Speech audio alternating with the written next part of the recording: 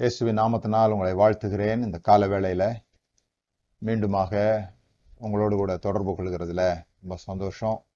நம்ம ஜெபம் பண்ணலாம். பிதாவே, இயேசுவின் நாமத்தினால் இந்த நாளுக்காக உமக்கு நன்றி.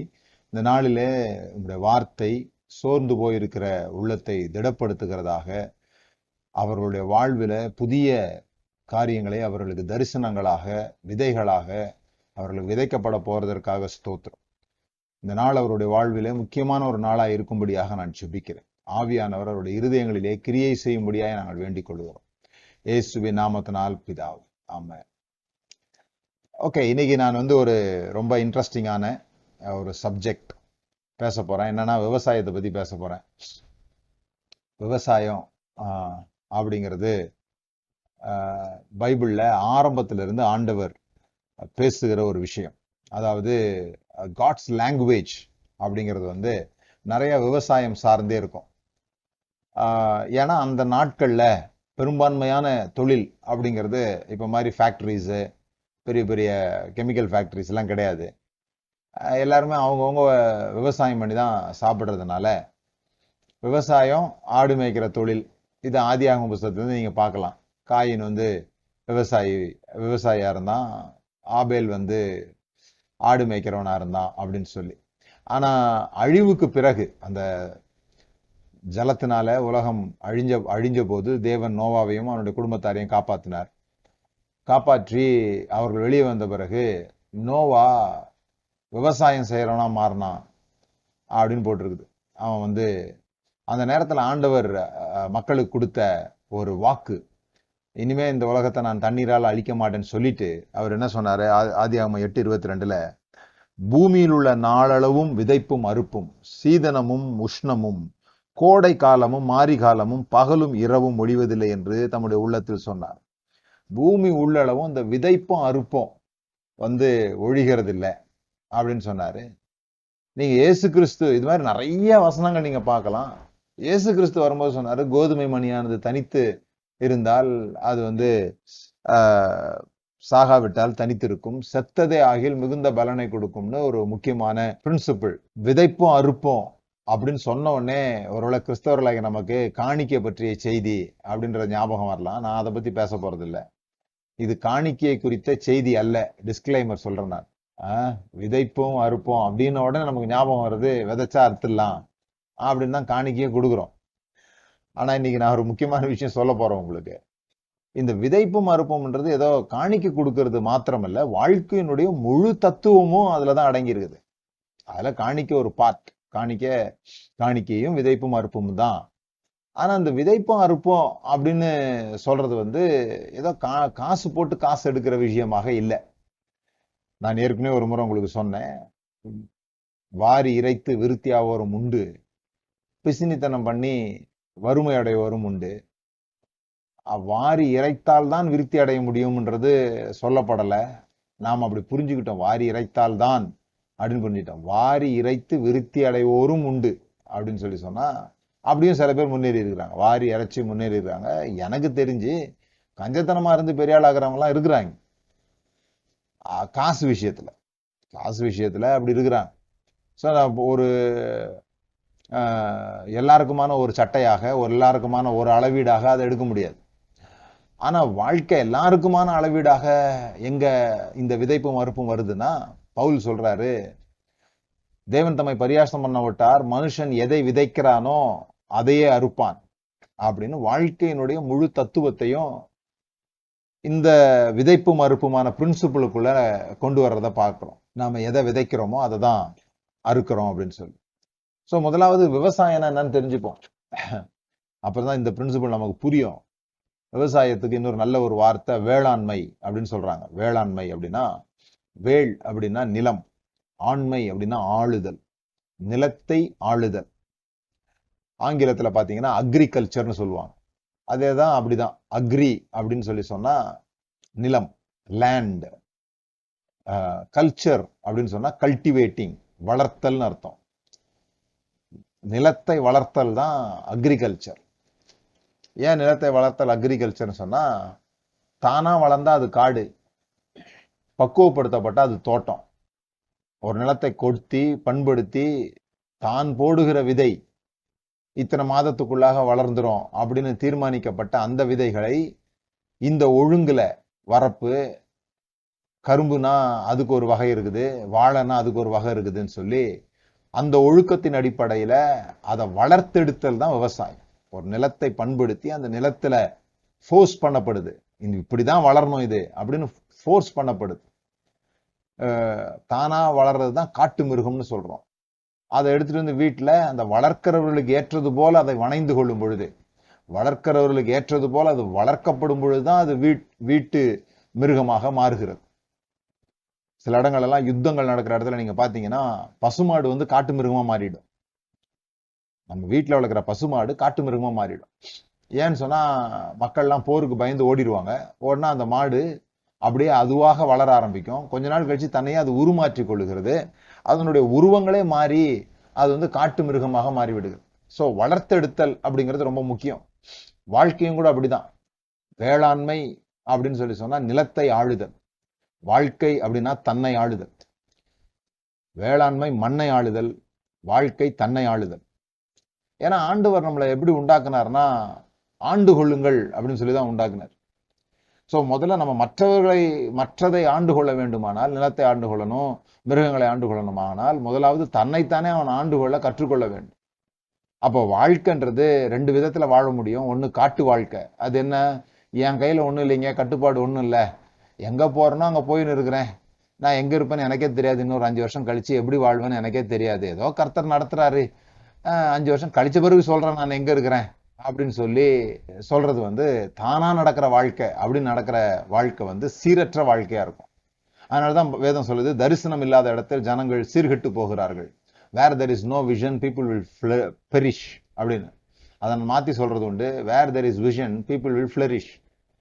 அப்ப நம்ம புரிந்து கொள்ள வேண்டிய விஷயம் என்னன்னு சொல்லி சொன்னா, எங்க ஒரு இலக்கு இருக்குதோ, எங்க தரிசனம் இருக்குதோ, எங்க இலக்கு இருக்குது, எங்க வந்து வாழ்க்கைக்குன்னு ஒரு திட்டம் இருக்குதோ, நான் இப்படிதான் என்னுடைய வாழ்க்கைய வாழ போறேன், அது இஷ்டத்துக்கு வாழ்க்கை போக முடியாது, என் இஷ்டத்துக்கு நான் அதை திருப்புவேன், இங்கதான் போகணும் நான் தீர்மானிச்சிட்டேன் அப்படின்னு சொல்லும்போது, எப்படி ஒரு தோட்டத்தை, ஒரு வயலை, ஒரு மண்ணை கொத்தி உரம் போட்டு வெளிச்சம் காட்டி அதை வளர்த்தெடுக்கிறோமோ, அப்படி நம்முடைய வாழ்க்கையை நாம் வளர்த்தெடுக்க வேண்டும் என்று தேவன் விரும்புகிறார். இதுதான் மனுஷன்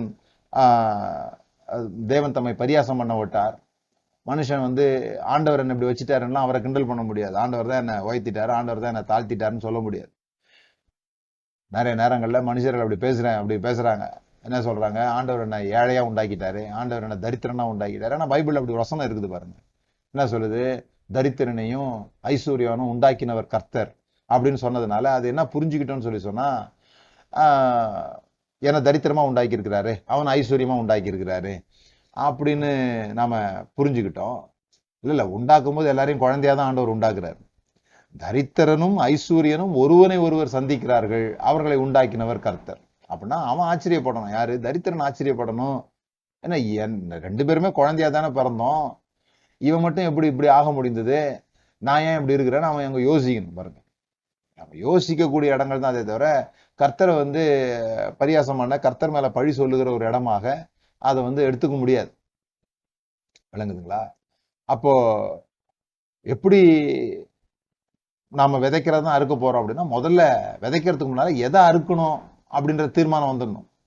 நான் வந்து வாழை அறுக்கணும், வாழைப்பழம் வேணும் அப்படின்னு சொல்லிட்டு கரும்பை விதைச்சிட்டு இருக்க முடியாது, நெல் வேணும்னு சொல்லி கோதுமையை விதைச்சிட்டு இருக்க முடியாது இல்லையா? அப்போ முதல்ல ஒரு தீர்மானம் வருது, நான் எதை அறுக்க போகிறேனோ அதை தான் நான் விதைக்க போறேன்.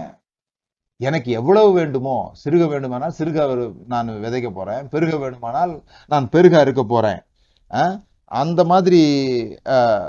அந்த மாதிரி முடிவுகளுக்கு வர வேண்டும். அதுதான் இந்த வேளாண்மை அல்லது வாழ்க்கையை குறித்த ஒரு தரிசனமாக, வாழ்க்கையை குறித்த ஒரு முக்கியமான கட்டமாக அது இருக்குது பாருங்க. அதனாலதான் வாழ்வுல உங்களுக்கு நான் வெற்றியின் திறவுகோல் அப்படின்னு ஒரு புஸ்தகம் எழுதியிருக்கிறேன். அந்த புஸ்தகத்துல நீங்க வாசித்து பாத்தீங்கன்னா, எப்படி இலக்குகளை அமைக்கிறது, எப்படி இது பண்றதுன்னு அன்றைக்கு எனக்கு இருந்த அந்த அறிவுக்கு அது எழுதப்பட்டது. 2000 ஒரு 20 வருஷத்துக்கு முன்னால அது எழுதப்பட்டது. ஆனா இன்னைக்கு நான் வேற மாதிரி அவைகளெல்லாம் பார்க்கிறேன். ஆனா பிரின்சிபிள் மாறல. அன்னைக்கு வந்து நான் கோல் அப்படிங்கறதுல ரொம்ப கவனம் செலுத்தினேன். இன்னைக்கு நான் கோல்ல கவனம் செலுத்தல, டைரக்ஷன்ல கவனம் செலுத்துறேன். எந்த இலக்கை நோக்கி நாம் போக வேண்டும் என்பதை நம்ம தீர்மானிக்கணும். அப்படிங்கிறதுலாம் நான் கவனம் செலுத்துறேன்.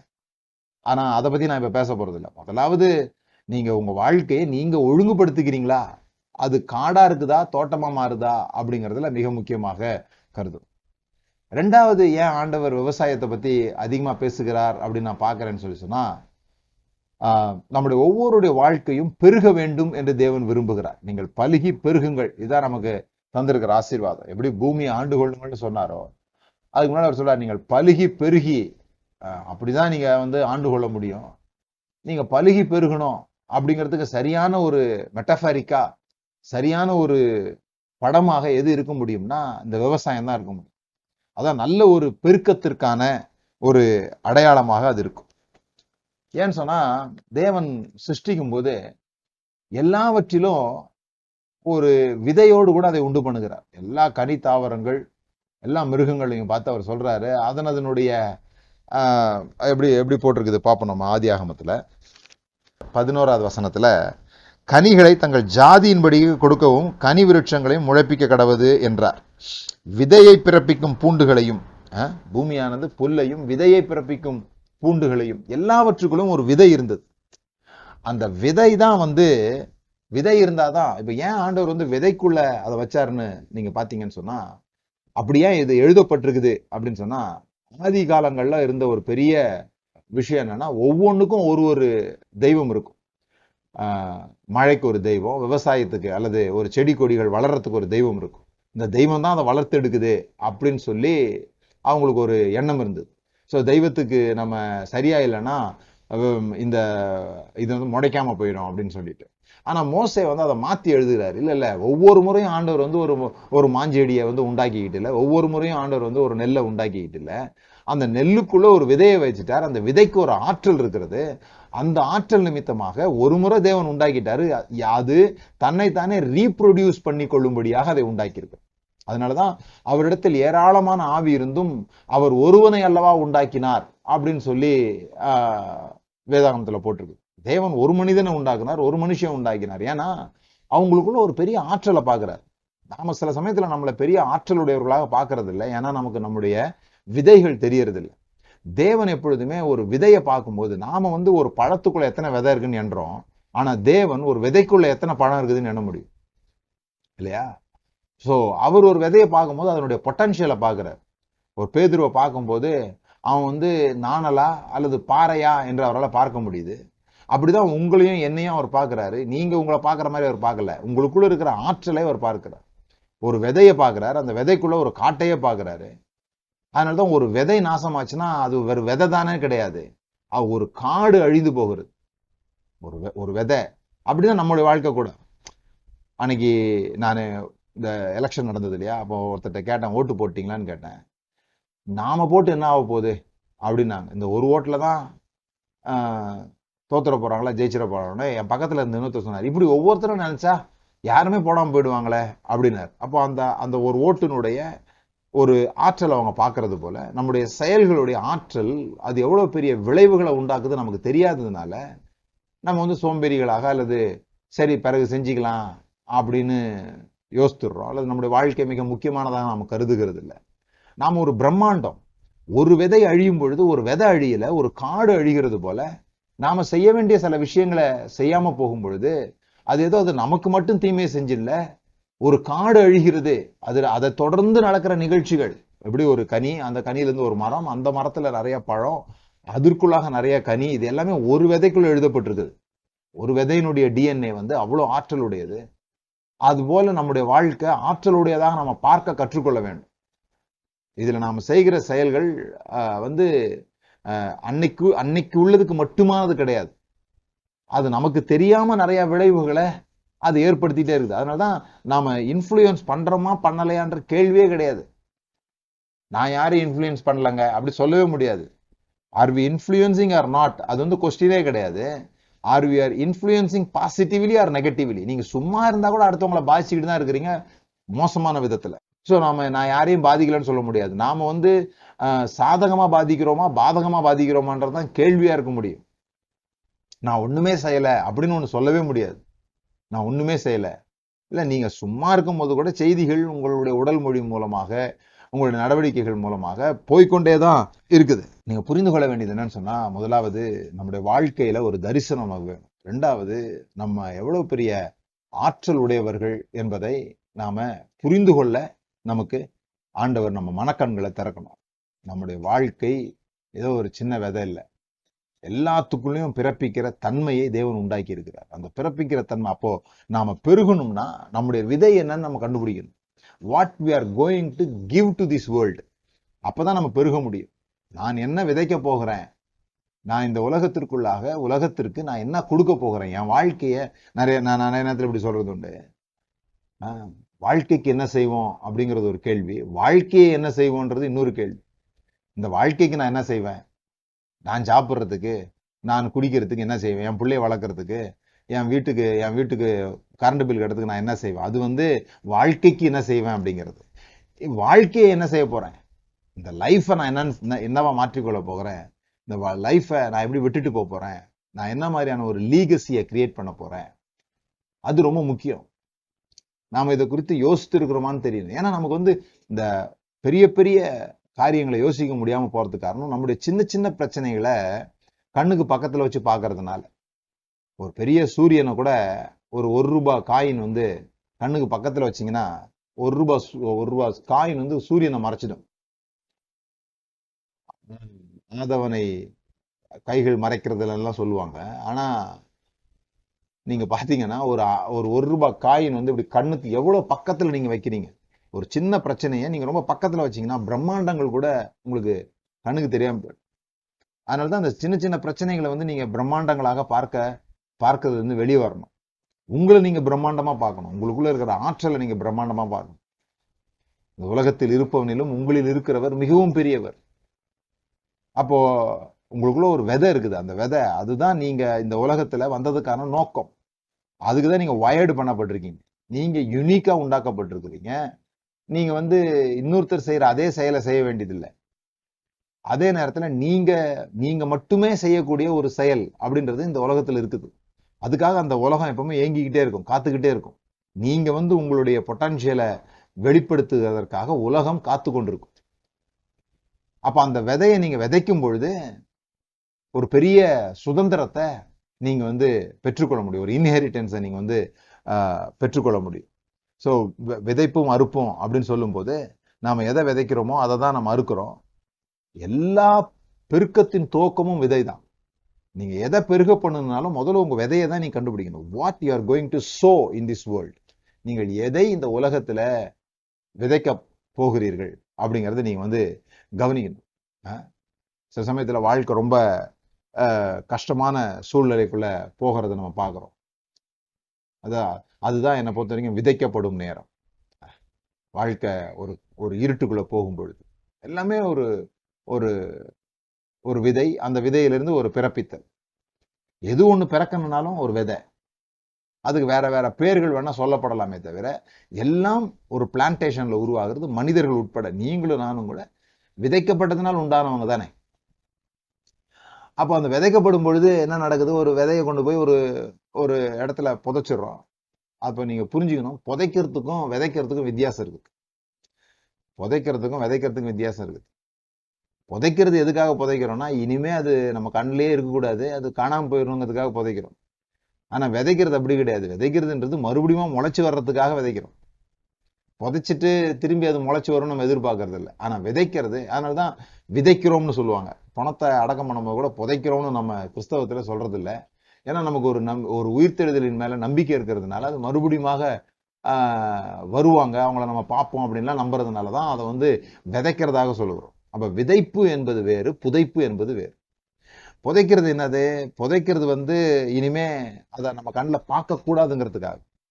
ஆனா விதைக்கப்படும் பொழுது அது மீண்டுமாக வரும். எப்படி வரும்னா, விதைக்கப்படும் பொழுது அது போன சூழ்நிலையை விட, விதைக்கப்படும் போது அது இருந்த நிலையை விட அது முட்டி மோதி அந்த நிலத்துக்குள்ள வெளியே வருது பாருங்க. அப்ப அந்த விதைக்கப்படும் போது அது கொஞ்ச நாளைக்கு இருட்டுக்குள்ள போயிடும்.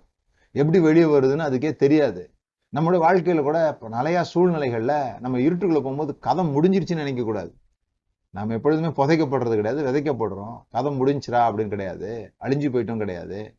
நாம விதைக்கப்படுகிறது உண்மையானால் நம்ம மறுபடியுமாக வேறொரு மேனியோடு அல்லது வேற ஒரு ஃபார்ம்ல, இந்த தொழில் எனக்கு உடைஞ்சு போயிருக்கலாம், இந்த தொழில நான் நஷ்டமாயிருக்கலாம், இந்த இந்த இந்த மாதிரியான வாழ்க்கையில நான் தோத்து போயிருக்கலாம், ஆனா நான் இருளுக்குள்ள போயிருக்கலாம், நான் எப்படி வெளியே வரும்னு எனக்கு தெரியாம போயிருக்கலாம்.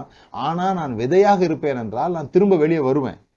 நான் திரும்ப வெளியே வரும்போது முன்ன விட ஸ்ட்ராங்கா நான் வெளியே வருவேன், முன்ன விட அழகா நான் வெளியே வருவேன்.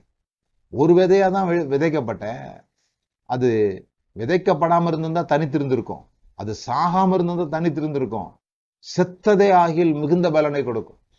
அப்ப நான் அந்த ஹார்ட் பாத்துன்னு ஒண்ணு கிடையாது. அதாவது நான் இந்த உபத்திரவங்களையும் பசியா இருக்கிறதையும் பட்னியா இருக்கிறதையும் போற்றி பாராட்டுகிற ஆள் கிடையாது. தேவன் நம்மளை பெருக பண்ண நினைக்கிறார் அப்படிங்கிறதுல நான் ஆழமான எண்ணம் உடையவன். தேவன் பெருக்கத்தின் தேவன், தேவன் ஆசீர்வாதத்தின் தேவன். தேவன் நம்ம பெருக, he is very interested in our increase. நம்ம பெருக வேண்டும் அப்படிங்கிறதுல அவர் ரொம்ப ஆசையுடையவராக இருக்கிறார். அவர் ரொம்ப அதுக்காக அவர் இயங்குகிறார்னு சொல்லலாம்.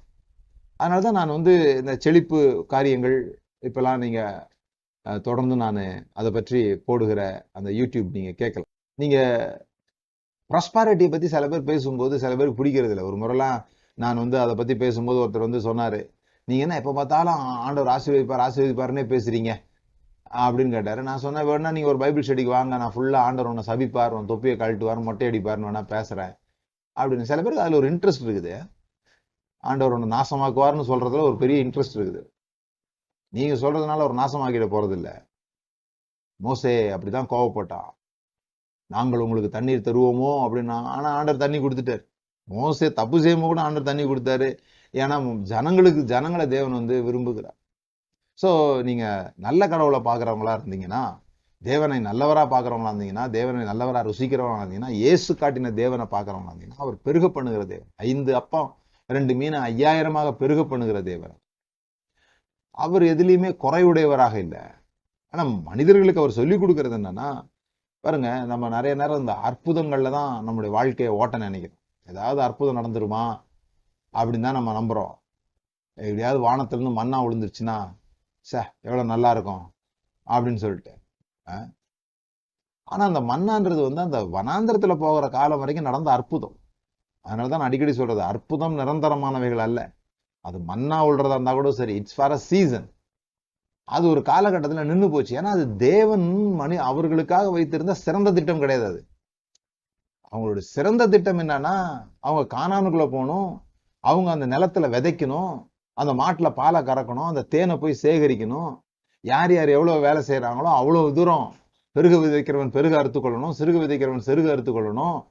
அதுதான் தேவனுக்கு அவர்களை பற்றி இருக்கிற உன்னதமான திட்டமே தவிர, அன்றன்று உள்ள அப்பத்தை எங்களுக்கு இன்று தாருமாண்டவரேன்னு ஒரு ஜெபம் பண்ண சொல்லி கொடுத்தாருன்றதுக்காக எப்படி அதை ஆக்கிட்டாங்கன்னு சொன்னா, எனக்கெல்லாம் நான் சின்ன வயசுல இருக்கும்போது இப்படி சொல்லி கொடுத்த ஞாபகம் இருக்கு. ஆண்டவர் எப்படி நமக்கு நம்முடைய தேவையை சந்திப்பார்னா, இந்த பேஸ்ட் இருக்கு இல்லையா, அதை அமுக்குவோம்ல, அன்னன்னைக்கு தேவையான மாதிரி பிரஷ்ல வைப்போம் இல்லையா, அப்படிதான் அப்படி அமுக்குவாரு பாருங்க. அப்படி அமுக்குன உடனே அன்னைக்கு தேவையானது வந்துடும், அன்னைக்கு பல்ல விளக்கிட்டு விட்டுருவோம். அப்படி நிறையாலாம் பிதிக்கிற மாட்டாரு அப்படின்னு சொல்லி கொடுத்துட்டாங்க.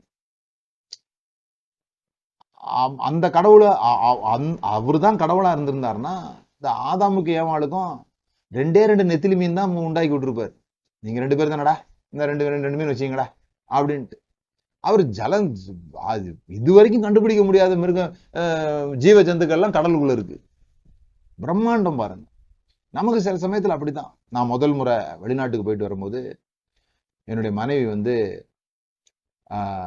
ஒரு பூங்கொத்து, அதுவும் அன்று மலர்ந்த மலர்கள், ஃப்ரெஷ் ஃப்ளவர், அதை வாங்கிக்கிட்டு ஏர்போர்ட்டுக்கு வர்றாங்க. முதல் முறை நான் வெளிநாட்டுக்கு போயிட்டு, திருமணம் முடிந்து முதல் முறை வெளிநாட்டுக்கு போயிட்டு வர்றேன்.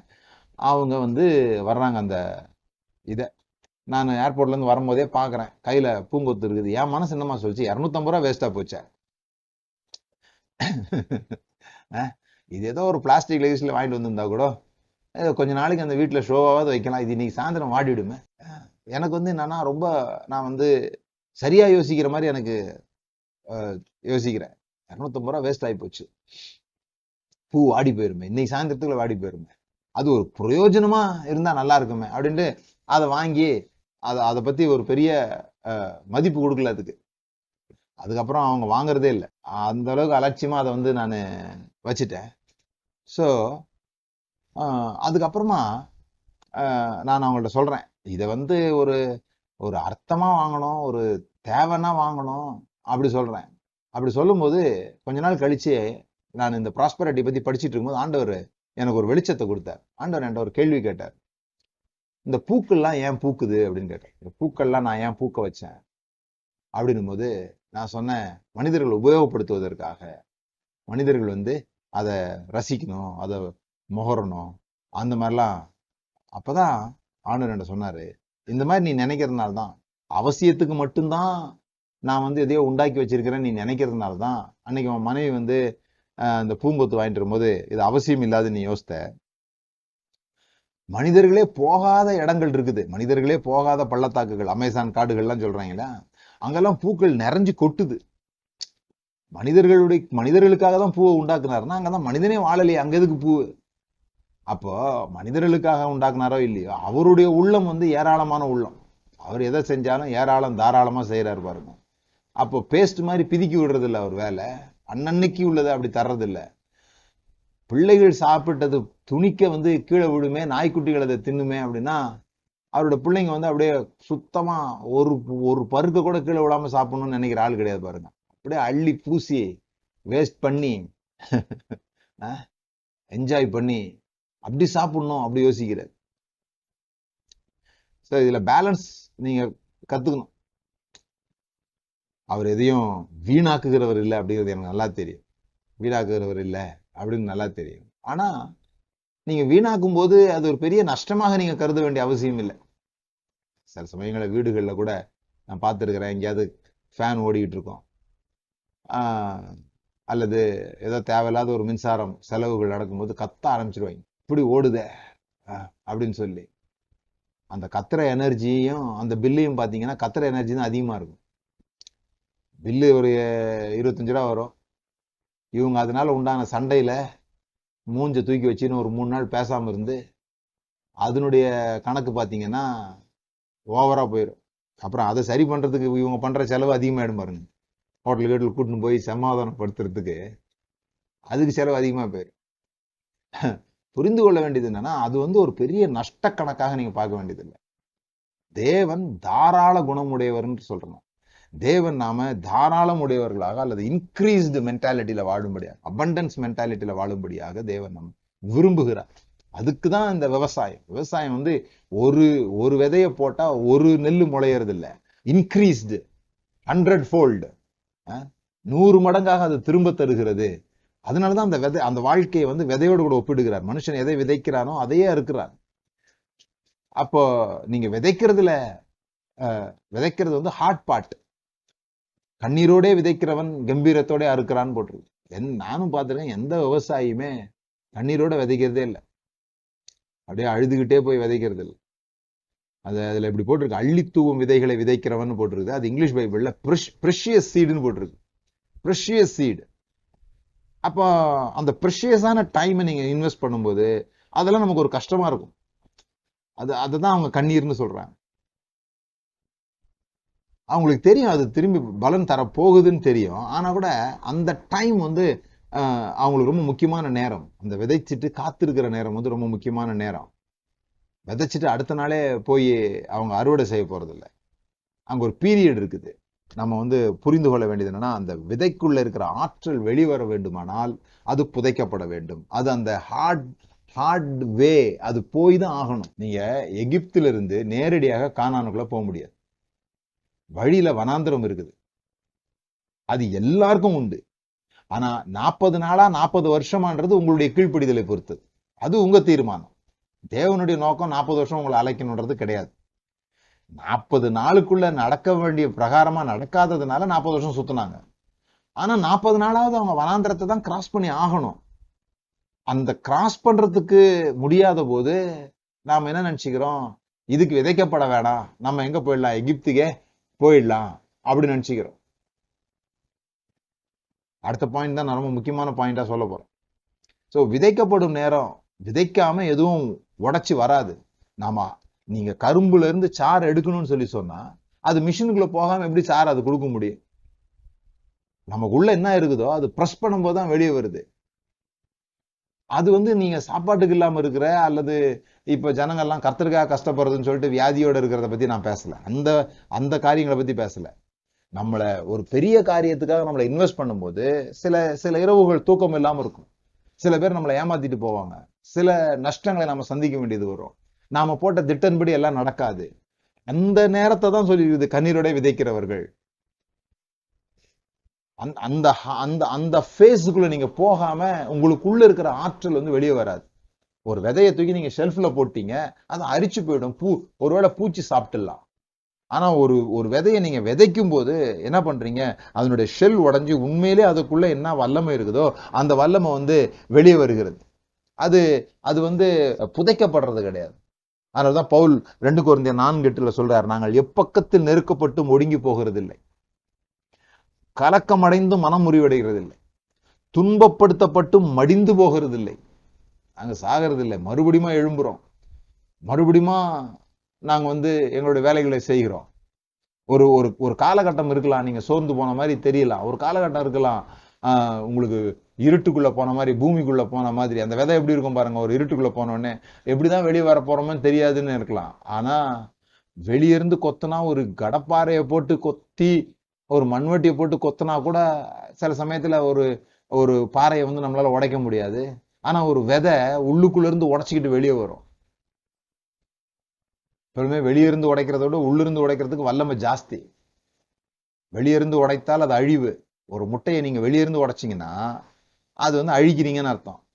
உள்ளிருந்து உடைச்சா ஒண்ணு பிறக்குதுன்னு அர்த்தம்.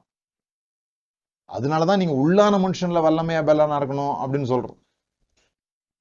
நாங்கள் வெளியே எவ்வளவு சோர்வுகளை பாக்குறோம், எவ்வளவு துக்கங்களை பாக்குறோம், ஆனா நாங்க சோர்ந்து போகிறது இல்லை அப்படின்னு பவுல் ஏன் சொல்றாரு அப்படின்னு சொன்னா, நீங்க விதைக்கிறதும் புதைக்கிறது ரெண்டுமே மண்ணு போட்டு மூடுறது தான். அதனால ரெண்டும் ஒண்ணு கிடையாது. பாக்குறதுக்கு ஒன்னா தெரியும். புதைக்கும் போதும் மண்ணு போட்டு தான் மூடுறோம், நீங்க விதைக்கும் போதும் மண்ணு போட்டு தான் மூடுறீங்க. ஆனா இது ரெண்டுக்கும் உள்ள வித்தியாசம் என்ன? ஒண்ணு இல்லாமற் போகும், ஒன்று பல மடங்காக திரும்ப வரும். நாம் திரும்பி வரும்படியாக மரித்தோரிலிருந்து உயிர்த்தெழுந்த அந்த ஆவியானவர் சாவுக்கு எதுவான இந்த சரீரத்துக்குள்ள வாசம் பண்ணுகிறார். அப்படின்னா என்ன அர்த்தம்? நாம் எப்பொழுதும் உயிரோடு எழுந்து வருகிறவர்களாக இருக்கிறோம். சோ உங்க வாழ்க்கையில வர கஷ்ட நஷ்டங்களை கண்டு அதோட கதை முடிஞ்சுன்னு நினைக்காதீங்க. நீங்க திரும்ப எழும்பி வர போறீங்க. நாம இல்லாம போறது இல்ல, மறுக்கப்பட்டு வெளியே வர போறோம். வேற ரீதியில வருவோம். இதெல்லாம் உலகத்தாருக்கு அந்த நம்பிக்கை இருக்குது. சில பேர்கிட்ட எல்லாம் பேசும்போது அவங்க ஏதோ பைபிளை ரொம்ப நாள் படிச்ச மாதிரி இருக்குது. கேட்டா அவங்க பைபிள் பக்கமே போனது இல்லைன்றாங்க. ஏன்னா அவங்களுக்கு இந்த உலகத்துல திரும்ப வரணும், திரும்பி காரியங்களை செய்யணும்னு ஆசை. நமக்கு பெரிய பிரச்சனை என்னன்னா, இங்க நம்ம நஷ்டப்படுறத பத்திலாம் நம்ம கவலையே கிடையாது. எப்படியாவது செத்து பரலோகத்துக்கு போயிடணும்னு நம்ம நினைக்கிறோம். அங்கதான் நம்மளுடைய பிரச்சனைய நான் பாக்குறேன். பரலோகத்தை இங்க கொண்டு வரணும்ன்ற அந்த நோக்கம் இருக்குமானா இந்த செய்தி உங்களுக்கு புரியும். சோ இதுல முக்கியமான விஷயம் நான் உங்களுக்கு பேச போறேன். என்னன்னு சொன்னா, பொதுவா இந்த விதைப்பும் மறுப்பும் அப்படிங்கிறதுல நான் சொன்ன மாதிரி அது எப்பவுமே காணிக்கை விஷயமா தான் நினைக்கிறாங்க. ஒரு காணிக்கை விஷயமா நினைக்கிறாங்க. எப்படி காணிக்கை விஷயம்? ஏன் காணிக்கை கொடுக்குறாங்க? 10 ரூபா கொடுத்தா 100 ரூபா கொடுப்பாருன்னு யாராவது சொல்லிவிட்டாங்க.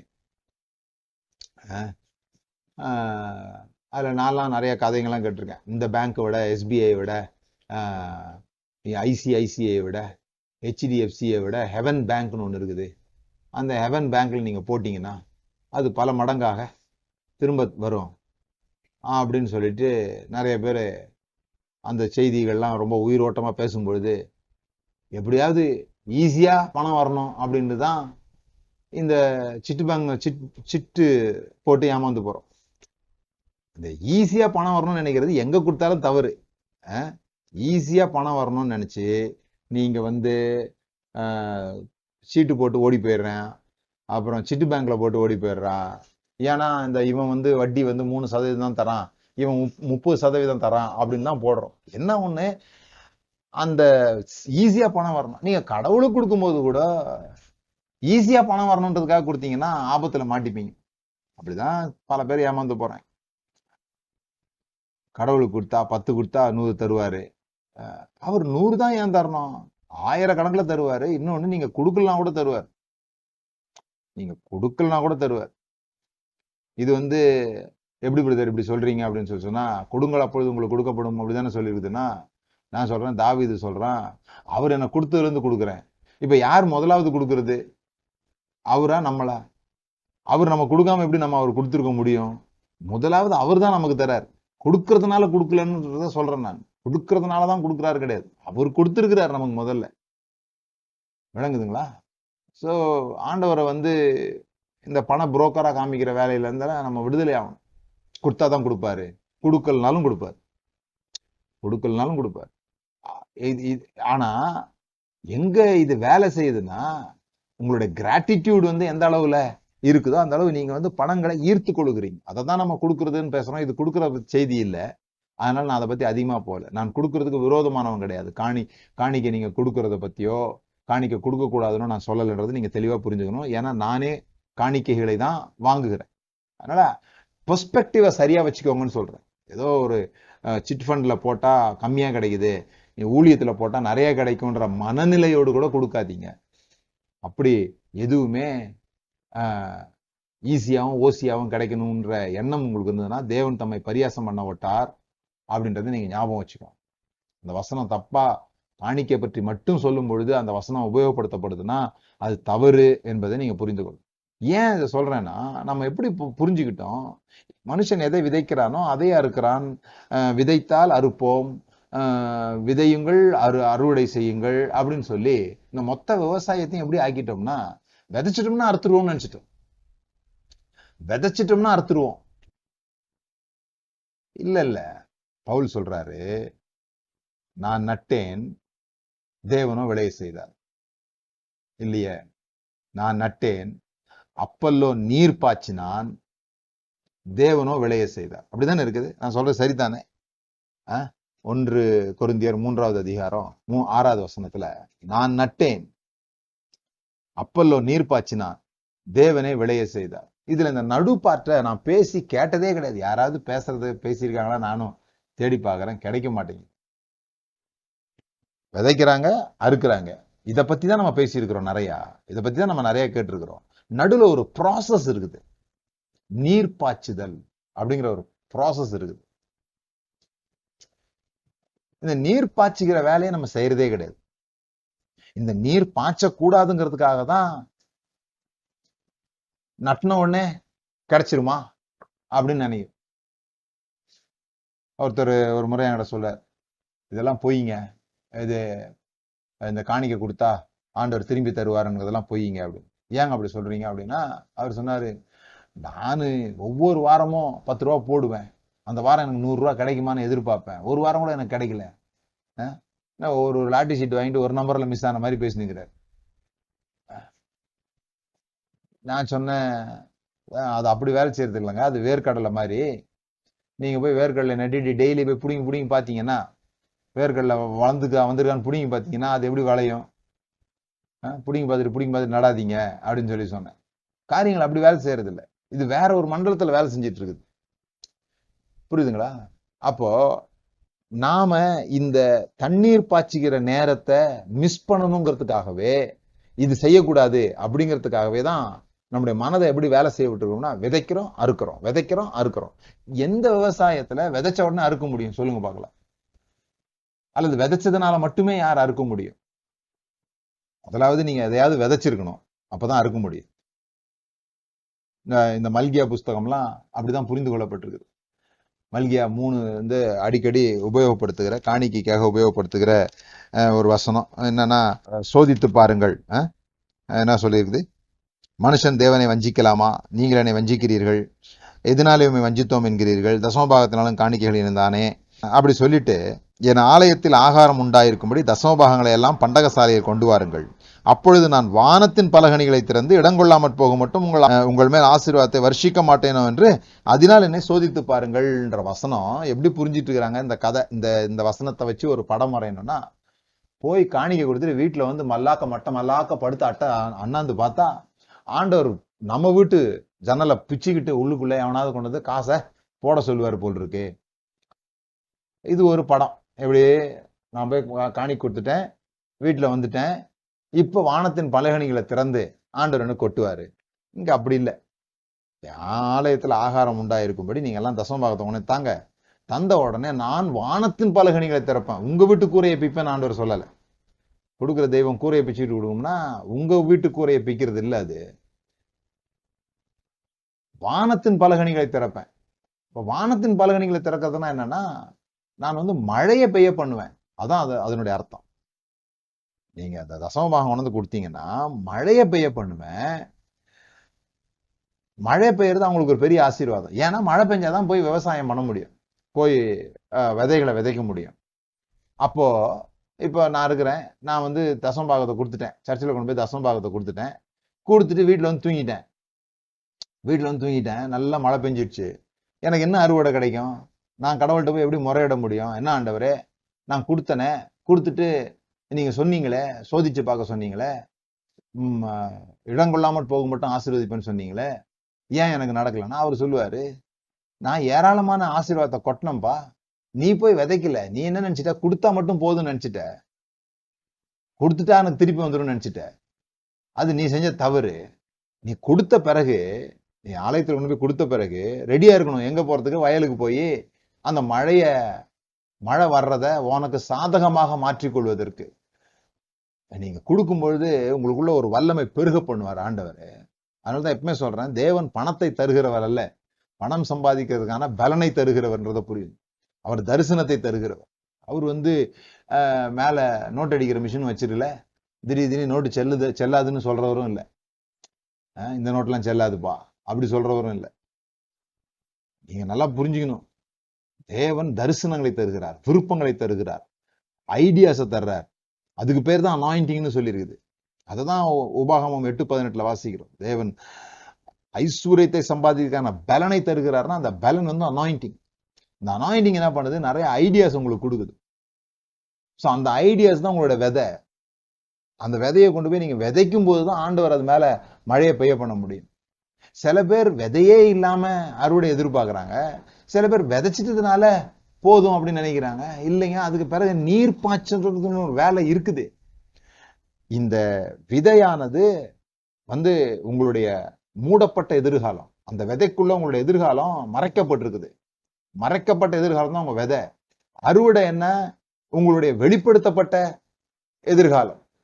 என்ன ஆற்றல் இந்த விதைக்குள்ள இருக்குதோ, உங்க எதிர்காலத்துக்குள்ள இருக்குதோ, அது என்னைக்கு மலர்கிறதோ, அது என்னைக்கு வெளிவருகிறதோ.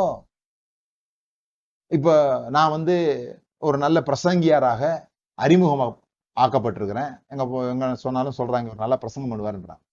அப்ப இந்த ஆற்றல் எங்கேயோ எனக்குள்ளாக ஒளிந்திருந்து இருக்குது. அந்த ஆற்றல் அப்படியே செத்து போனாலும் செத்து போயிருக்கும். ஏன்னா அதை எடுத்து நம்ம நீர் பாய்ச்சாம விட்டுருந்தோம்னா இது மலர்ந்திருக்காது. இது மலர்ந்த பிறகுதான் நமக்கு தெரியுது, ஓ இதுதான் இந்த விதைக்குள்ளாக இருந்தது, இந்த விதைக்குள்ளாக இருந்து இது வந்திருக்குது. ஆனா இதுக்கு இடையில ஒரு ப்ராசஸ் நடந்திருக்குது. அதுதான் நீர் பாய்ச்சுகிறது. ஏன் நம்ம நீர் பாய்ச்ச மாட்டேன்றோம்? இந்த நீர் பாய்ச்சுகிறதுனா என்ன? அதுதான் நான் முக்கியமா சொல்ல விரும்புறேன். இந்த நீர் பாய்ச்சும் பொழுது என்ன நடக்குது? ஒரு விதைய நிலத்துக்குள்ள விதைச்சிட்டு நீர் பாய்ச்சாம விட்டீங்கன்னா அந்த விதை சுருங்கி ஒண்ணுமில்லாம போயிடும்.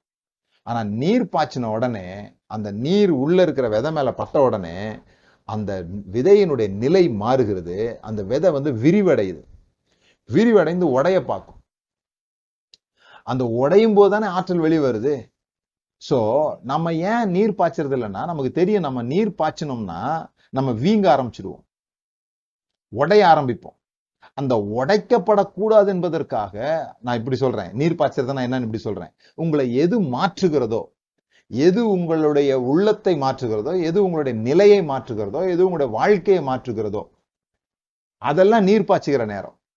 எந்த மாதிரியான புஸ்தகம் வாசிக்கிறீங்க, எந்த மாதிரியான நபர்கள்ட்ட பழகுறீங்க, எந்த மாதிரியான பழக்க வழக்கங்களை மாற்றுகிறீங்க, இதெல்லாம் அன்கம்ஃபர்டபுளை உண்டாக்குகிற விஷயங்கள். நீங்க எதை செஞ்சாலும், ஒரு புஸ்தகம் வாசிக்கிறீங்கன்னா, நிறைய பேர் புஸ்தகம் வாசிக்கிறாங்க. என்ன மாதிரி புஸ்தகம் வாசிக்கிறாங்க? என்டர்டைன்மெண்ட் பண்ற புஸ்தகம் வாசிக்கிறாங்க. அதனாலதான் நமக்கு காமிக்ஸ் பிடிக்குது, கதை புஸ்தகங்கள் பிடிக்குது, சினிமா பார்க்க பிடிக்குது, டிவி பார்க்க பிடிக்குது. இதெல்லாம் பாவம் இல்ல. இது என்னன்னு சொல்லி சொன்னா நம்மளை என்டர்டைன் பண்ணி விட்டுரும், மாத்தாது. அப்ப எப்படிப்பட்ட புஸ்தகங்களை வாசிக்கணும், எப்படிப்பட்ட காரியங்களை கேட்கணும், எப்படிப்பட்ட பிரசங்கங்களை கேட்கணும்னா, நமக்கு உள்ளுக்குள்ள உள்ள பூந்து நம்மளை அன்கம்ஃபர்டபுள் சிச்சுவேஷன் கொண்டு போகிறதாக இருக்கணும். அது நம்முடைய நம்முடைய நம்முடைய கம்ஃபர்ட் ஜோன்ல இருந்து, நம்முடைய வழக்கமான நிலையிலிருந்து நம்மளை விரிவடைய செய்து வெடிக்க பண்ணுகிற அது ஒரு அன்கம்ஃபர்டபிள் சிச்சுவேஷன் பாருங்க. அதற்குள்ளாக நம்ம விடணும்னு சொல்றேன். தண்ணீர் பாய்ச்சலனா காஞ்சி போயிருவோம். ஆனா தண்ணீர் பாய்ச்சணும்னா விரிவடைவோம்.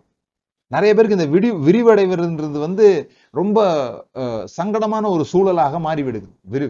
விரிவடையாம எந்த அளவுக்கு வாழ்க்கையை ஓட்ட முடியுமோ அந்த அளவுக்கு வாழ்க்கையை ஓட்டுறாங்க. நீங்க சந்திக்கிற நபர்கள், நீங்க வாசிக்கிற புஸ்தகங்கள், உங்களுக்கு ஏற்படுகிற அனுபவங்கள், இது எதுவா இருந்தாலும் அது உங்களை சாதாரண வாழ்க்கையிலிருந்து வேறொரு நிலைக்கு மாற்றுகிறதாக இருக்க வேண்டும்.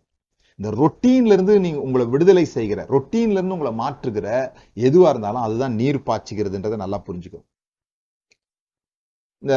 இந்த வசனம் கூட சில பேர் தப்பா புரிஞ்சுக்கிட்டாங்க. கர்த்தருக்கு காத்திருக்கிறவர்கள் புதுபலன் அடைந்து கழுகுகளை போல சட்டைகளை அடித்து எழும்புவார்கள் சொல்லிட்டு, இந்த வேலை செய்ய விரும்பாதவங்க, சோம்பேறியா இருக்க விரும்புறவங்கலாம், நான் கர்த்தருக்கு காத்துக்கிறேன், கர்த்தர் சொல்லுவாருன்னு காத்துக்கிறேன், என்னப்பா வேலைக்கு போலியா, கர்த்தர் காமிப்பாருங்க, நான் காத்திருக்கிறேன், புதுபலனோடு எழும்ப போறேன் அப்படிலாம் சொல்லுவாங்க. இந்த கர்த்தருக்கு காத்திருக்கிறவர்கள் வந்து சோம்பேறித்தனமா இருக்கிறது இல்லை.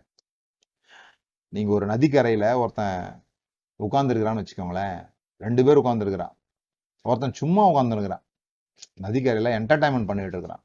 ஆனா இன்னொருத்தன் தூண்டில போட்டுட்டு காத்திருக்கிறான், மீன் வரும் என்று காத்திருக்கிறான். அதுதான் காத்திருக்குதல்.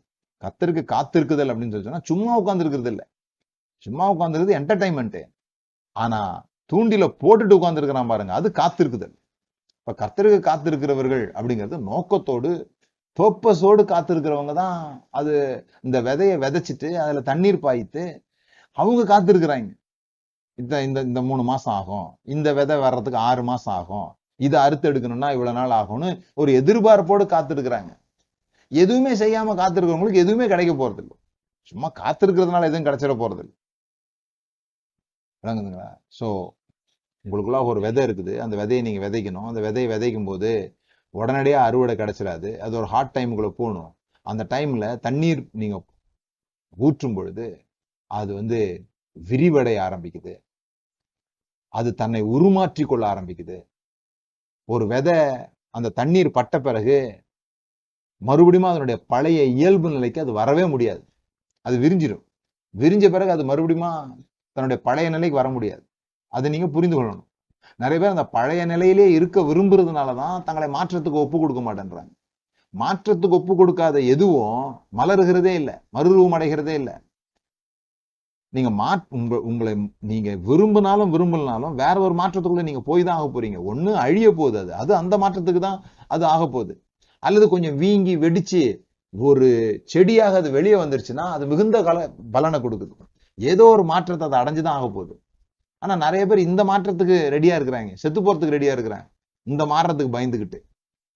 இன்னும் கொஞ்சம் இப்ப நான் சொல்றேன், இப்ப உங்களுக்கு ஒரு 50 வயசு ஆகி போச்சு, 2 பிள்ளைங்க ஆகி போச்சு, இப்ப ஸ்கூல்ல போய் படிங்கன்னா படிப்பீங்களா? அந்த ஸ்கூல்லயோ அல்லது வேற ஒரு கோர்ஸ் எடுத்து நீங்க படிச்சீங்கன்னா உங்களால முன்னேற்றம் அடைய முடியும் அப்படின்னா ஏன் அதை செய்யக்கூடாது? அது செய்யணும். ஆனா அந்த மாற்றத்தை எனக்கு வந்து சங்கடமா இருக்கும், வெக்கமா இருக்குது, ஊர் என்ன சொல்லும், நாடு என்ன சொல்லும்னு சொல்லி அந்த மாற்றத்துக்கு சங்கடப்பட்டுக்கிட்டு இப்படி அழிஞ்சு போறாங்க பாருங்க. ஒண்ணுமே இல்லாம அதே கஷ்டத்தோட, கவலையோட, கண்ணீரோட, கடனோட கூட அழிஞ்சு போறாங்க பாருங்க. இப்ப நான் சொல்ற வித்தியாசம் உங்களுக்கு புரியும்னு நினைக்கிறேன். நாம விரும்பினாலும் மாற்றம் அடைய தான் போறோம். ஆனா எப்படிப்பட்ட மாற்றத்தை அடைய போறோம் அப்படிங்கிறது நாம தண்ணீர் விடுகிறோமா அல்லது காய்ந்து போகிறோமாங்கிறது தான் இருக்கு. சோ நீங்க மாற்றத்திற்கு ஆயத்தமாகுங்க. ஒரு சில பேர் சில சமயத்துல நம்ம கூடுதலா உழைக்க வேண்டியது வரலாம், கூட கொஞ்ச நேரம் முழிச்சிருக்க வேண்டியது வரலாம், இன்னும் கொஞ்ச நேரம் உங்க விளக்கு எரிய வேண்டியது இருக்கலாம். சில சமயங்கள்ல நாம லாபம் நினைச்சிட்டு இருப்போம், அது கொஞ்சம் நஷ்டத்துல போயிட்டு இருக்கலாம். இதெல்லாம் மாற்றங்களுக்குள்ளாக நம்மளை நடத்தி, இது எப்படி நடத்தினாலும் நமக்கு ஒரு தரிசனம் இருக்குது, நான் இப்படிதான் இது நடக்கணும்னு நினைக்கிறேன் அப்படின்னு நீங்க வச்சிருக்கும் பொழுது உண்மையிலே அந்த விதை எப்படிலாம் உள்ளுக்குள்ள ப்ராசஸ் ஆனா கூட அந்த விதைக்குள்ள இருக்கிற ஆற்றல் ஒரு நாள்ல மரமாக வந்து, கனியாக வந்து, நான் இப்படிதான் உள்ள போனேன், நான் உள்ள போகும்போது இப்படி போனேன், ஆனா இன்னைக்கு பாருங்க நான் எவ்வளவா பெருகி இருக்கிறேன் அப்படின்னு காமிக்கிறது தான் இந்த மரங்கள். இந்த செடிகள், இந்த இந்த நெற்பயிர்கள். அதனாலதான் இந்த விவசாயத்தை அதுக்கான குறியீடாக வைத்திருக்கிறான். பெருக்கத்திற்கான குறியீடு. மறுபடியும் சொல்றேன், தேவன் உங்களை பெருக்கத்திற்காக வைத்திருக்கிறார். வளர்ச்சியும் விரிவடைதலும் எப்பொழுதும் வேதனை உள்ளதுதான். ஆனா உடைக்கப்படாமல் ஜீவன் வெளியே வராது அப்படிங்கிறத நீங்க புரிஞ்சுக்கணும். நீங்க உங்களுக்குள்ள இருந்து உடைக்கப்பட நீங்க ஆயத்தமா இல்லைன்னா வெளியே இருந்து ஒரு உடைவு வரும். அந்த உடைவு வந்து நம்மளை அழிவுக்கு நேரா நடத்தும். ஆனா உள்ளுக்குள்ள இருந்து உடைவு வரும்பொழுது, அதான் நான் சொன்னேன், ஒரு முட்டைக்குள்ள இருந்து வெளியே வரும்போது அது ஜீவன் வெளியே வருது. அதை எப்படி நீங்க ஹேண்டில் பண்றீங்க, உங்களுக்கு உங்க வாழ்க்கையில நீங்க போகிற இருளான பகுதிகளை எப்படி ஹேண்டில் பண்றீங்கன்றது ரொம்ப முக்கியம். எப்படிப்பட்ட நீர் பாய்ச்சுக்கிறீங்க அப்படின்றது ரொம்ப முக்கியம். எப்படி உங்களை மாற்றத்துக்குள்ளாக கொண்டு போறீங்கன்றது ரொம்ப முக்கியம். அடுத்தது ரொம்ப முக்கியமானது அறுவடை நேரம். தேவன் விளைய செஞ்சிட்டாரு. விளைய செஞ்சதை அப்படியே விட்டாலும் பாழாய் போயிடும். அறுப்புக்கு அறுவடை மிகுதி, ஆட்களோ குறைவு அப்படின்லாம் சொல்லி இருக்குது. என்னன்னா, இந்த அறுவடைக்கு நீங்க ஆயத்தமா இருக்கணும். சரியான நேரத்துல அறுவடையும் செய்யணும். நிறைய பேர் இந்த விதைக்கிற டோன்லயே இருப்பாங்க, விதைக்கிற மோடுலயே இருப்பாங்க, அவங்களுக்கு அறுவடை மோடுக்கே வரமாட்டாங்க. வாழ்க்கை ஃபுல்லா வாழ்றதுக்கு ஆயத்தமாகறதுலயே அழிஞ்சு போயிடுவாங்க. நான் அடிக்கடி சொல்றது உண்டு, வாழ்க்கைய ஆண்டவர் ஏற்கனவே ஆயத்தமா தான் நம்மளை அமைச்சிருக்கிறார். கை, காலு, கண்ணு, மூக்கு எல்லாம் வந்துச்சு. நம்ம வாழணுமே தவிர நம்ம வாழ்க்கைக்கு ஆயத்தமாக வேண்டியதில்லை. நிறைய பேருக்கு என்னன்னா, வாழ்க்கையை ஆயத்தமாக்கிட்டே இருக்கிறாங்க, விதைச்சுக்கிட்டே இருக்கிறாங்க. அதனால என்னைக்குமே கண்ணீரோடே இருப்பாங்க. கண்ணீரோடே விதைக்கிறவன் கம்பீரத்தோட அறுக்கிறான் இருக்குல்ல. அப்ப விதைக்கும் போது கண்ணீர்னா அறுக்கும் போது கம்பீரன்றது உங்களுக்கு ஞாபகத்துக்கு வரும். அதாவது கண்ணீரோட இருக்கிறவங்க ஒரு நாள் அறுவடை செய்ய மாட்டாங்க. வாழ்க்கை எப்ப பார்த்தாலும் துக்கமாவே அணுகுகிறவங்க அறுவடை செய்ய மாட்டாங்க. நீங்க விதைக்கும் போது யூஸ் பண்ற அதே டூலை அறுவடைக்கு யூஸ் பண்ண முடியாது. விதைக்கும் போது ஏறு போடுவோம், விதைக்கும் போது கம்பி போடுவோம், விதைக்கும் போது குச்சி வச்சு குத்துவோம். ஆனா அறுவடை செய்யும் போது கத்தி வைப்போம். அந்த கத்தி வேற வேற மாதிரி இருக்கும். சோ விதைக்கிறதுக்கு வேற டூல், அறுக்கிறதுக்கு வேற டூல். அதை நீங்க நல்லா ஞாபகம் வச்சுக்கணும். நீங்க விதைக்கும் போது இருந்த மூடுல, கண்ணீர் மூடுலயே, கஷ்ட மூடுலயே, உழைப்பன்றதுலயே நீங்க அறுவடையே செய்ய முடியாது. சில பேர் அனுபவிக்கிறதே கிடையாது. நீங்க எப்ப சந்தோஷமா இருக்கிறீங்களோ அப்பதான் அறுவடை செய்யும். எப்போ உங்க மனநிலையை ரொம்ப ஹாப்பியா வைக்கிறீங்களோ, எப்போ கர்த்தருக்குள்ள மகிழ்கிறீங்களோ, அதனாலதான் பிசாசு எப்பொழுதுமே உங்களை வந்து சோகத்திலே வச்சிருக்கு. சோகமான ஆட்கள் பிசாசுக்கு ரொம்ப பிடிச்சமான ஆட்கள், பிசாசுக்கு பிடிச்சமான ஆட்கள். ஏன்னா வறண்ட நிலத்துலதான் அவன் வாழ்றான். யாரு ட்ரையா இருக்கிறாங்களோ அது அவனுக்கு குடிபோகிற ஸ்தலமாக மாறி விடுகிறது. நீங்க நல்லா புரிஞ்சுக்கணும், துக்கமா இருக்கிறது, கஷ்டமா இருக்கிறது தேவனுடைய சித்தமே இல்லை. நீங்க மகிழ்ச்சியா இருக்கும் போதுதான், நீங்க இவ்வளவு நாள் எதற்காக கஷ்டப்பட்டீங்களோ, நீங்க இவ்வளவு நாள் எதற்காக ப்ராசஸ்குள்ள போனீங்களோ, எப்படி உங்களுக்குள்ள நிலைகள்லாம் மாறி இருந்தா கூட நீங்க டக்குன்னு எந்த மோடுக்கு வரணும்னு சொன்னா செலிப்ரேஷன் மோடுக்கு வரணும். ஏன்னா செலிப்ரேஷன் மோட் கம்பீரத்தோட அறுப்பார்கள். அவங்க அறுக்கிறதுனால கம்பீரமாகல, கம்பீரம் இருக்கிறவங்க தான் அறுக்கவே முடியும். நீங்க மகிழ்ச்சியா இல்ல, உங்க வாழ்க்கையில எப்ப பார்த்தாலும் துக்கமா இருக்கிறீங்க அப்படின்னா நீங்க விதைக்கிற மோட்ல இருக்கிறீங்க அப்படின்னு அர்த்தம். தேவன் உங்களுக்கு விளைய செய்ய சிறப்பானவைகளை நீங்க வந்து இழந்து போயிருக்கிறீங்க. ஏன்னு சொன்னா இந்த துக்கத்துல இருந்து எப்படி மகிழ்ச்சிக்கு வர்றதுன்னு தெரியாததுனால. சில பேரோட லைஃப் நான் பார்த்துருக்கிறேன், பயங்கர கஷ்டப்படுவாங்க, உழைப்பாங்க, உழைச்சு இறந்துட்டாருங்க அப்படிம்பாங்க. என்ன லாபம்? அவங்க விதைக்கிற அந்த சீசன்ல இருந்தாங்களே தவிர, விதைக்க ஒரு சீசன் இருந்ததுன்னா அதை அறுக்க ஒரு சீசன் இருக்கு, வாழ்க்கையை அனுபவிக்க ஒரு சீசன் இருக்கு இல்லையா? அந்த சீசன் தான் பெரிய சீசன்றது ஞாபகம் வச்சுக்கோங்க. நீங்க விதைக்கிறீங்க, நீங்க நீர் பாய்ச்சுறீங்க, தேவன் விளைய செய்கிறார். தேவன் விளைய செஞ்ச பிறகு என்ன பண்ணணும்? சந்தோஷத்தோட அதை பெற்றுக்கொள்ளணும். ஸோ இந்த நாள்ல நான் உங்களுக்கு சொல்றது என்னன்னா, நீங்க வந்து எந்த நிலைமையில இருக்கீங்களோ அதுக்கு அடுத்த நிலைமைக்கு வர பாருங்க. விதைக்காதவங்களே இருந்தீங்கன்னா விதைங்க, விதைச்சிட்டு சும்மா இருந்தீங்கன்னா நீர் பாய்ச்சிங்க. நீர் பாய்ச்சாம, வாழ்க்கையை மாத்தாம, விரிவடையாம, வளர்ச்சி அடையாம நான் விதைச்சிட்டேன் அப்படின்னு சொல்லாதீங்க. உங்களுக்கு ஒரு காரியம் தெரியுது, நீங்க ஒரு காரியத்தை கற்றுக்கொள்ளுகிறீங்க. அந்த கற்றுக்கொள்ளுகிற நேரம் தான் நீர் பாய்ச்சுகிற நேரம்ன்றதை ஞாபகம் வச்சுக்கோ. அந்த கற்றுக்கொள்ளுதல் கடினமானதாக இருக்கும், அதை தொடர்ந்து செய்ய வேண்டியது இருக்கும். வேலைக்கும் போவீங்க, படிக்கவும் செய்றீங்க. அந்த படிக்கிறது நீர் பாய்ச்சுகிறதுன்னு சொல்லி சொன்னா கூட கொஞ்சம் நேரம் அதுக்காக நீங்க பேலன்ஸ் செலவு பண்ண வேண்டும். இந்த நீர் பாய்ச்சும் போது எதுவுமே முளைக்காத மாதிரியே இருக்கும் கொஞ்ச நாளைக்கு. ஆனா தொடர்ந்து நீர் பாய்ச்சிக்கிட்டு இருக்கணும். நம்பிக்கையோட நீர் பாய்ச்சணும். நான் ஒரு நாள் நீர் பாய்ச்சினேன், எனக்கு அது வந்து லாபமாவே தெரியல அப்படி சொல்லிட முடியாது. நான் விதைன்னு ஒண்ணு விதைச்சிருக்கேன், அந்த விதை நிச்சயமா முளைக்கும்னா நான் அதற்கு நீர் பாய்த்து கொண்டே இருப்பேன். அது முளைக்கிற வரைக்கும் நீர் பாய்ப்பேன். ஆனா நீர் பாய்ச்சி அது முளைஞ்சு வெளியே வரும் பொழுது தேவன் தான் அதை விளைய செய்கிறாரு. நானு எப்போ என்னுடைய நிலையை சந்தோஷமானதாக மாற்றிக் கொள்கிறேனோ அப்பதான் நான் அதை அறுவடை செய்யறேன்னு அர்த்தம்.